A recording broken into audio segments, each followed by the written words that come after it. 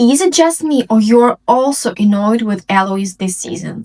When I first heard her phrase, I want to become a spinster, I was like, wait, girl, you're not ready to become a spinster. You don't have what it takes to become a spinster.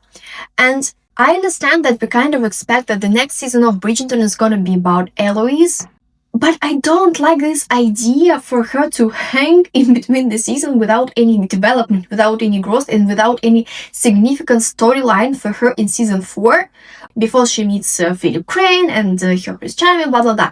No, I want to see her growing. I want to see her changing. I want to see her doing something instead of just saying something.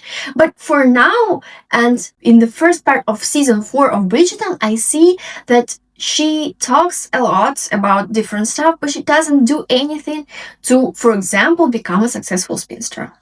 That being said, welcome to my channel where I talk a lot about my favorite TV shows. If you're new here, don't forget to follow, and let's take a cup of tea. Yeah, it's to definitely be tea today as we discuss Bridgerton. But I don't have an English cup. I hope that Danish one will work. Let's get into it. There are 4 things that a woman needs to have or do in order to become a spinster and to be considered as a successful independent spinster living in the Regency era.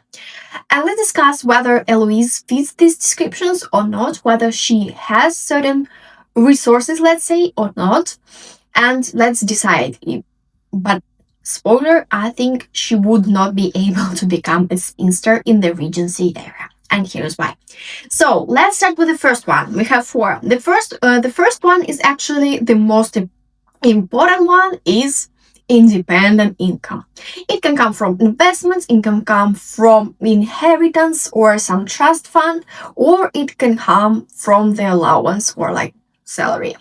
So, and for now, we don't see any inheritance or any trust fund that Eloise has. And if we assume, for example, that like Bridgerton family would give her some money so she could live on her own, well, the male relative who is responsible for her right now, Anthony, doesn't know about her idea to become a spinster, and I wouldn't say he would support. I don't think he would support that. He doesn't even know, and how could she say that she's gonna become a spinster if she doesn't know the source of income she would have in that situation? And yeah, if you don't have any income, you don't have any respect, you don't have any independency. That's how the world worked back then.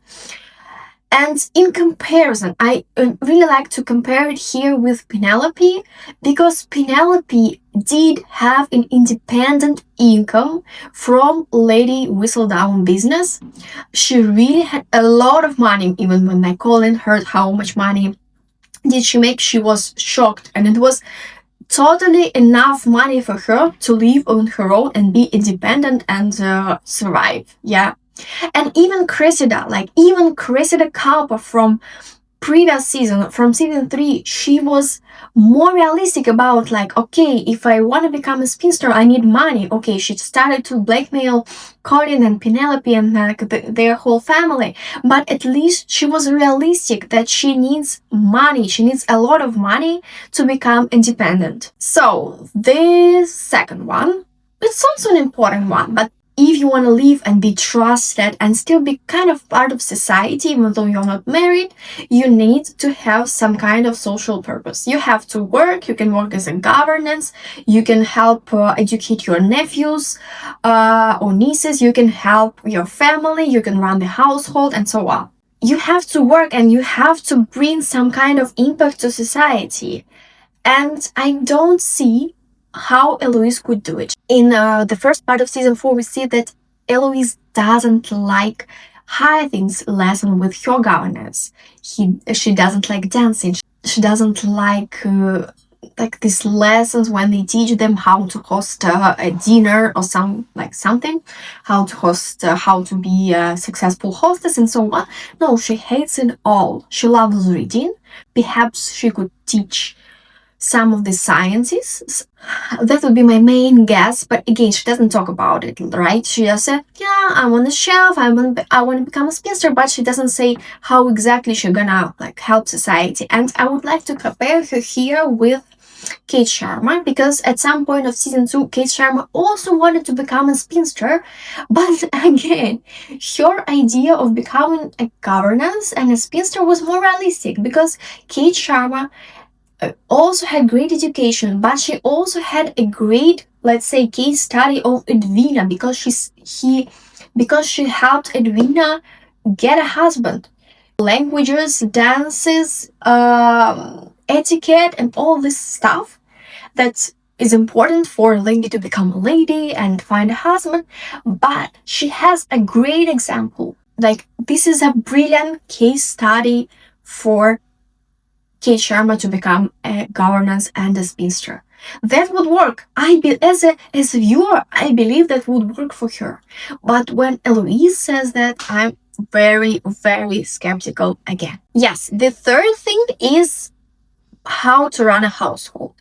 And I still think, and I'm still sure that Eloise doesn't know how to run a household, because she doesn't seem to be interested in all the things that are going on in her own house. Because I would say that Violet is really great in managing the household, but we don't see like Eloise being involved and being interested, because once she becomes a spinster, she has to do all this stuff on her own. That means in hiring, firing, and budgeting and paying to the servants. That means investment, and that in general means making all these decisions on her own. And I don't think that she's ready for it. I don't think she would be like, we don't see that she's ready, she knows how to do it. We don't see that she's interested in that part. I don't see it. Maybe we'll see more in second part of season 4, but I think we expect Philip Crane to appear, but we don't expect Eloise to become real, to become realistic about her thoughts and about her words. And here again, if we talk about running the household, we can also mention Kate Sharma again, because she used to run the Sharma household instead of Mary for 3 of them back in India. That means that she has all the skills like accounting, like managing servants, and all the stuff I've already mentioned. She has ability to manage it, and she's not afraid of it, and she accepts that this part is important to become a spinster. And the fourth one, which is actually super important, is about status and power. And being a spinster in Regency era does not mean that you have no voice and you have no power. No, you can have certain good reputation, you can be trusted, and you can have actually a lot of power, but it also comes with a cost, and you have to invest a lot of money and effort to have a good reputation and to also gain some power in this game, let's say. And if we talk about status and power, I would like to talk here about Penelope again. So I don't get why people hate season 3 so much, because I loved Penelope's arc. Maybe Colin wasn't that great like as we expected him to be in this season, but I love Penelope's story, and her idea of becoming a spinster was a real one. It was a realistic one, and she could definitely become an independent and successful and very powerful spinster, because she was Lady, and she is Lady Whistledown, and we see that Lady Whistledown is a huge power. And that power would help Penelope to survive, to even thrive as a spinster. And what we can say about Eloise, her reputation isn't that perfect, right? Because Lady Whistledown wrote about her and Theo a couple of years ago. I'm not sure about the time, but yeah.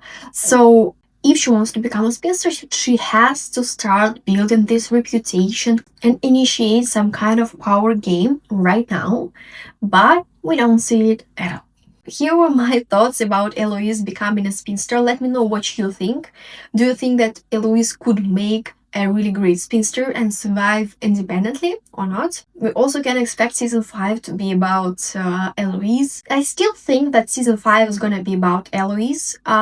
It's gonna be a really interesting story, but at the same time, I still want to see some growth. I still want to see some development for her this part of the season. So I hope for some development and growth for Eloise because she's a great character and I love her. Thank you for watching this video. I appreciate it so much. Don't forget to follow because in the nearest future I will post more about my favorite TV shows. Thank you for watching this video. See you next time. Bye.